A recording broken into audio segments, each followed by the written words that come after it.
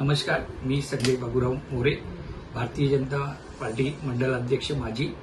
त्याचप्रमाणे मी कल्याण डोंबिवली महानगरपालिका परिवहन सदस्य मागील 4 वर्षापासून मी काम करत होतो. त्याच्यात आता सार्वत्रिक महानगरपालिका चालू आहे. कारण गेली 2015च्या नंतर 5 वर्षानंतर होणं जरुरी होतं, पण कोरोनाच्या कालावधीमध्ये झाल्या नाहीत आणि आता त्या महानगरपालिका 2025 मध्ये म्हणजे 26 मध्ये होणार आहे. नक्कीच भारतीय जनता पार्टीकडे विजन्स आहेत आणि विजन्सच्या बरोबर विकास कामं कशी करायची त्याचा एक सर्वात पदाधिकाऱ्यांना माझ्या सगळ्यांना विजन आहे. आणि त्याच याच्यामध्ये मी संजय बाबूराव मोरे मी 15 नंबर पॅनलचं एक ओपन कॅटेगरीमध्ये मी उभं राहणार आहे. माझं खरोखर मी मोठेपणा बोलत नाही, पण गेल्या वेळेला मी एक निवडणूक 2015 मध्ये पण लढवली होती आणि त्याच निवडणुकीच्या आधारामध्ये आता प्रभाग 4चा प्रभाग आला. या 4च्या प्रभागामध्ये जर विचार केला जातो तर नक्कीच मी कोणत्याही प्रकारचं मंडळ अध्यक्ष असल्यामुळे मला कल्याण पूर्व शहराची जबाबदारी होती आणि त्याच जबाबदारीवर मी कोणती जातपात असा हा विषय नव्हता माझ्याकडे.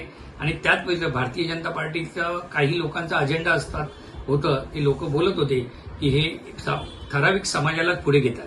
आमच्याकडे असं काही नाही. आम्ही तळकळ्यातला एक चांगला नागरिक याला कसं मोठं करता येईल आणि त्यांच्यापर्यंत कसं पोहोचू शकतो ह्याच धैर्यावरती मी गेली 10 ते 12 वर्षापासून मी काम करत आहे. आणि ह्यात काम करत असताना भारतीय जनता पार्टीच्या माध्यमातून मी ह्या 15 नंबर पॅनेलमधले समजा संतोषनगर असेल, त्याचबरोबर तिसगाव गावठाण असेल, अमराई असेल आणि त्याचबरोबर विजयनगर असेल, या प्रभागामध्ये माझं प्राबल्य म्हणजे मी असं हे नाही करू शकत की मी लोकांपर्यंत चांगल्या पद्धतीने पोहोचलेलो आहे. माझे कोकण सुपुत्र म्हणून माझं हे आहे आणि मी कोकण उत्कर्ष प्रतिष्ठानचा संस्थापक संचालक म्हणजे अध्यक्ष आहे. आणि त्याच अनुषंगाने मी गेली 10 वर्षापासून म्हणजे 9 वर्षात एक मोठा या कल्याणकरांसाठी मी व्यासपीठ तयार केला आणि आमच्या कल्याणकर आणि कोकणाच्या नागरिकांना मी व्यासपीठ तयार करून दिला. याच नागरिकांच्या व्यासपीठावरती कोकण सुपुत्र मी लावण्याचं पहिल्यापासून मी मानत होतो. इलेक्शनमध्ये मी कोकण सुपुत्र लावला आणि त्याच्यानंतरच मला जे वाटलं की मी कोकणासाठी काय करू शकलो. पण मी त्यावेळेला आत्ताच्या ह्या नवीन युगामध्ये या नवीन पिढीमध्ये काही आमच्या चाकरमान्यांना गावाला जायला मिळत नसायचं. हेच जायला मिळत नसल्यामुळे मुलं बाळांना गाव काय आहे, कोकण काय आहे हे अजून समजत नव्हतं. मग त्यावेळेच्या विचाराने आम्ही सगळ्यांची कमिटी केली, सर्व कोकणवासियांची कमिटी केली आणि कमिटी करून त्याच्या वेळेला पण प्रत्येक पक्षामधले पक्ष हा आमचा कोकणाचा सगळ्या पक्षामध्ये काम आहे, कोणाला हे नाहीये, परंतु आम्ही सगळ्या पक्षामधून आम्ही खूप चांगलं असं काम करून एक व्यासपीठ तयार केला. आणि ह्या व्यासपीठामध्ये आम्हाला एक असं अनुभवलं की कोकण हा आता एकत्र होत चाललेला आहे आणि कोकणाबरोबर खूप असे चांगले उद्योगधंदे देण्याचा प्रयत्न करतोय आम्ही. कोकणामधून हापूस आंब्याच्या बाजारपेठा असतील, काही असेल, फणस असेल, हापूस आंबे असतील, या गोष्टीला आम्ही प्राधान्य देऊन कोकम एक असतो आणि अशाच लोकांमध्ये एक रोजगार निर्मिती करण्याचा आमचा मानस आहे. काही दिवसामध्ये कोकणासाठी एक व्यासपीठ तयार करण्याचा व्यासपीठ म्हणजे कोकण भवन तयार करण्याचा मानस आहे माझा. आणि यात मानस असताना कोकण भवनाकडून महाराष्ट्र शासनाकडून आम्हाला जागा अलॉटेड होते, त्याची पाठपुरावे चालू आहे आणि कोकण भवन हा आम्ही एक सुसज्ज असा बनवण्याचा मानस केलेला आहे. त्याचबरोबर ह्या प्रभागामध्ये जर विचार केला एक 15 नंबर पॅनेलमध्ये तर आमचे सांगायची गोष्ट म्हणजे गेल्या बऱ्याच वर्षापासून आम्ही ह्या राजकीय क्षेत्रात असल्यामुळे इथे माझं वैयक्तिक सांगायचं म्हणजे शिर्डीला बसेस सोडणं, नागरिकांसाठी देवदर्शन करणं, ज्येष्ठ नागरिक कट्टे बनवणं, अपंगांना पेन्शन मिळवून देणं आणि अशा बऱ्याच लोकांच्या सर्व समाज घटकांपर्यंत पोहोचवण्याचं काम मी आणि माझी पार्टी भारतीय जनता पार्टीकडूनच आम्ही काम केलं. माझी ओळख ही भारतीय जनता पार्टी म्हणून ओळख आहे आणि या ओळखीचा मी ह्या वेळेला करताना या पॅनलमध्ये काम करत असताना मला विकास कामे करायची आहेत आणि या विकास कामामध्ये रस्ते असतील, गार्डन डेव्हलपमेंट असेल, युवा पिढीला गार्डन, परत त्याचप्रमाणे एक हॉस्पिटल बनवायचं आहे.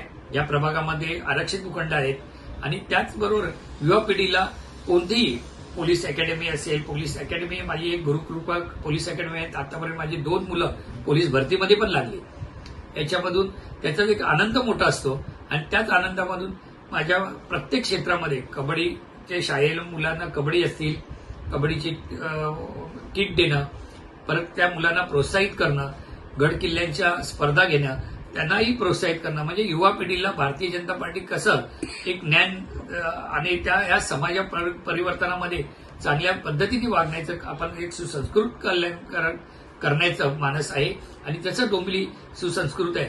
त्याच पद्धतीने भविष्य काळामध्ये मला ह्या कल्याण डोंबिवलीमध्ये, या कल्याण डोंबिवलीच्या म्हणजे कल्याण पूर्वेमध्ये एक नाट्यगृह बनवण्याचा मी संकल्प केलेला आहे आणि ह्या नाट्यगृहाचा संकल्प म्हणजे एकच आहे, सुसंस्कृती ही आत्ताच्या पिढीला कमी वाटेल, मोबाईलवरच्या आधारे करत असतात आणि त्याच आधाराच्या न करता त्यांनी एक नाट्यगृहामध्ये 3 तास बसले तर त्यांची एक मनाचे धैर्य वाढतात आणि त्या धैर्यामध्ये सुसंस्कृत कसं राहायचं, काय राहायचं, अशा या पिढीसाठी मला एक नाट्यगृह बनवायचं आहे आणि पुढे नाट्यकला संस्कृती ही त्या केंद्रामध्ये होईल, नाट्यगृहामध्ये होईल आणि अशी संस्कृती ही कल्याण पूर्वेसाठी कुठेही जागेची कमी नाहीये आणि ही जागा आम्ही लवकरात लवकर शोधून ती नाट्यगृहाचं प्रस्तावित करायचं आहे. त्याचबरोबर शाळेचा टक्का कमी झालाय. या शाळेच्या टक्क्यामध्ये जर विचार करणं गेलं तर शाळा मराठी मीडियम बंद होत चालल्यात.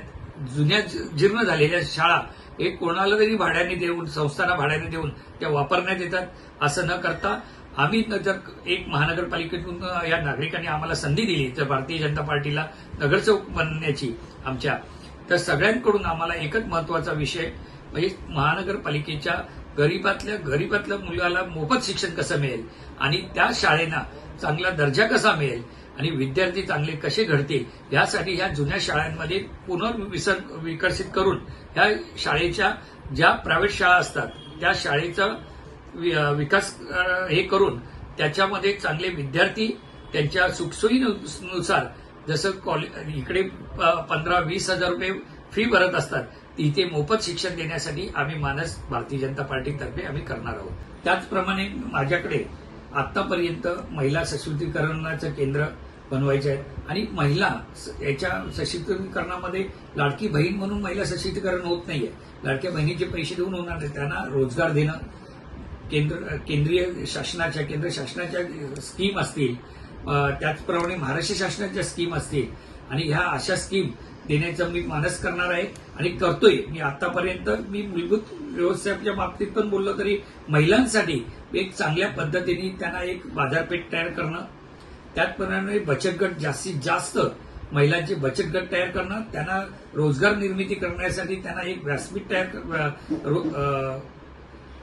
एक जागा निर्माण करून एक कल्याण डोंबिवलीमध्ये चांगल्या प्रकारे भारतीय जनता पार्टीच्या माध्यमातून आपल्याला एक चांगलं काम करता येईल आणि महिलांसाठी सशक्तीकरण असेल या कोणत्याही गोष्टी, आरोग्य असतील, त्याच्यासाठी हॉस्पिटल बनवणं, या सगळ्या गोष्टी आम्हाला ह्या लवकरात लवकर या महानगरपालिकेत आमचा महापौर बसेल त्याच वेळेला आम्हाला करता येईल आणि खरोखर महापौर म्हणजे भाजपचा असो या आमच्या महायुतीचा असो, पण भाजपचा 100% होईल असं आम्हाला ग्वाही आहे.